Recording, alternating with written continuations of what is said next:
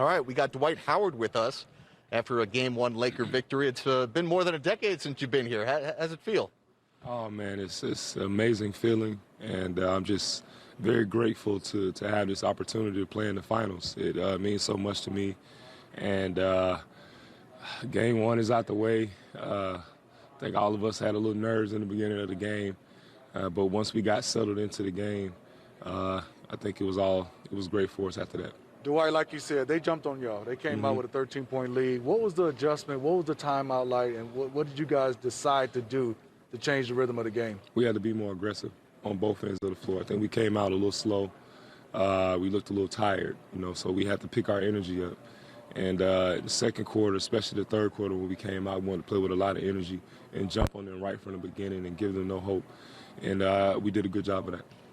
Dwight, there has been so much made this year of you making a role adjustment and being okay with going to the bench and playing whatever role Coach Vogel needed you to do. How do you then flip the switch in the Western Conference Finals now into the NBA Finals where Coach says, after all this time coming off the bench, you've got to start? Well, you just, as Steve knows, you got to always be prepared. You never know when your number's going to be called. And, as a vet, you could either decide to, be upset at the coach and say, man, I should start. I got this. I've been here. I've done that. But none of that stuff matters. That's in the past. Right now we have a chance to win, and I know that in order for us to win, in order for me to get on the floor, I got to play as hard as I can whenever my number is called. And that's what I try to provide for this team is energy, effort, and just be a voice. Be loud on defense, be aggressive, and then just enjoy this moment. 10 years is a very long time, of not being in the finals, and there's some players who've never had the opportunity to play in the finals, so I understand how this moment is, and how you got to take advantage of it. Have you shared that with any of the young guys who just their first few years in the league are all of a sudden find themselves in the finals? We talked about this around this time period last year when the season had just started. Right. In China. We were talking about how to seize the moment. You never know when your number is called, and you never know what can happen in anything. So, stay in the moment. That's the biggest thing is stay in the moment and stay ready. Well, you look at this game, y'all came out and obviously jumped on a 21-5 run, but it's just one game. Now looking at game 2, what's the adjustments for you? You saw that you can make a little bit of difference going out there for game 2. Just stay aggressive. On the defensive end, stay aggressive. Be up, be active, be loud. Try to get every rebound, holding the one shot. Make sure their shooters don't get clean looks at the basket. And just be a voice. We have 2 of the greatest scorers in the league on our team, and they're going to carry the load. So whenever, they need a break, make sure that we're there on the defensive end for those guys. So that's why I just try to be the best, for my teammates on the defensive end. Well, you look at it, Dwight, everybody talked about their zone. You guys did a great job of penetrating, kicked it out, and guys knocked down shots. Yes. What was the thought process going up against their zone that you guys wanted to attack? That's the three-point shot. We wanted to make sure our three-point shooters got easy shots, but also attacking on the glass. In the zone, it's hard to box out 2 big guys, especially in the middle of the paint. So, and also take away the 3.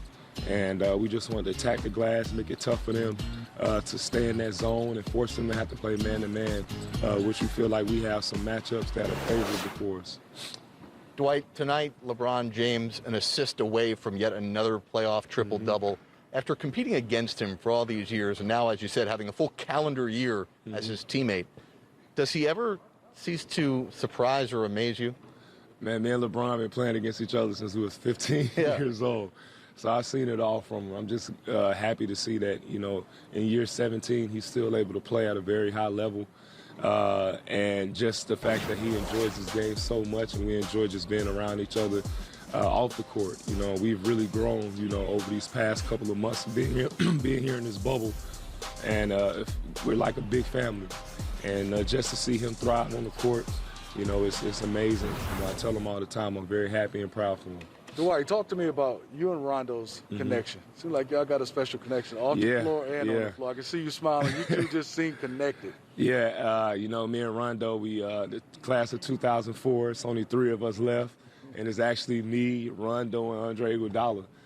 So for me and Doe, it's just like, man, this is our last couple of years, man. Let's enjoy it together. Let's, just really break bread and, just go out with a bang, whatever that may be. And, he's been here this whole, this whole bubble experience, and, he's been lifting me up when I haven't had those opportunities to play. And then when he broke his thumb, I was trying to call him and check on him every day. And then, inside the bubble when he got back, it's breakfast, lunch, dinner, the bus stop in the back of the bubble, just talking and watching film, and just all the life experiences that we've had over the years of being in the NBA.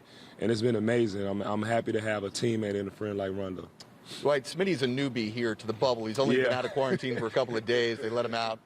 I'm on day 71. You're on day 85, I believe. Yeah. For those watching at home who maybe haven't really locked into what this has been like for nearly 3 months, how do you describe what this has been like?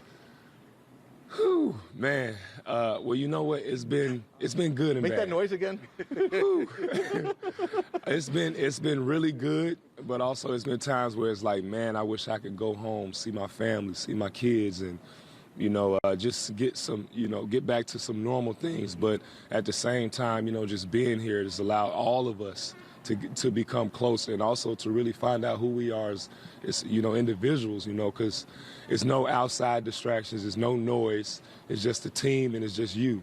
So you have that time to go around and walk and meditate and just be by yourself, or you can be around your teammates, or you can see Hall of Famers like Steve Smith just walking around, so Is that the Michigan State Hall of Fame you're talking about? I believe he's a Hall of Fame. Oh, okay. In my book. Hey, listen to Dwight. In my book. My bad. So, I'm just very thankful for that opportunity just to be here, because, we could have been somewhere else, Right. and it's a lot of stuff going on in our world. And we get an opportunity to, really just grow as individuals, but also teammates. So I'm happy about that. All right, well, Superman, Shaq's in our studio. You have a message for him as we throw it back to Atlanta? Ah, man, just Shaq, I enjoy. He's always been one of my favorite players growing up.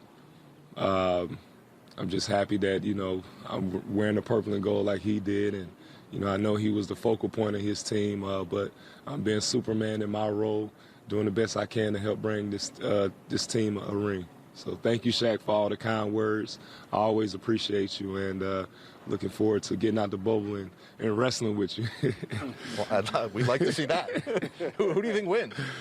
Well, Shaq got me about 400 pounds, so I'm going to have to... 400. Dwight, we appreciate it. Congratulations Yes, on sir. Game 1, Thank the you. victory. Let's go back to our